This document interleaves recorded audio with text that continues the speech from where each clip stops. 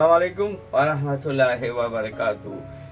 বর্তমান বিশ্বে এই যে প্যালেস্টাইন ফিলিস্তিনিতে যে অনাহারী শিশুদের, এই যে না খাওয়া শিশুদের শরীরের মাংস নাই, এই পৃথিবীর বাসীরা মুসলিমরা অন্যান্য দেশের তাদের ওখানে খাদ্য সামগ্রী পৌঁছতে দেয় না, এই যে নির্মমভাবে ঘটনাগুলো ঘটতেছে, এগুলা ওআইসি চেয়ে চেয়ে দেখতেছে, আর মুসলিম বিশ্ব চেয়ে চেয়ে দেখতেছে।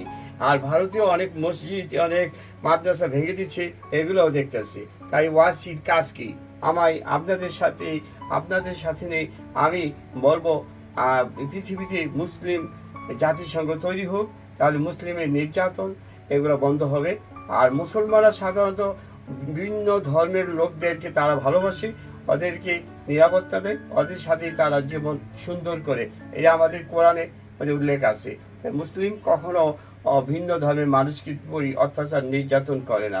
ভালো থাকুন, সুস্থ থাকুন। আসসালামু আলাইকুম ওয়া রাহমাতুল্লাহি ওয়া বারাকাতুহু। ইয়া জালালি ওয়াল ইকরাম।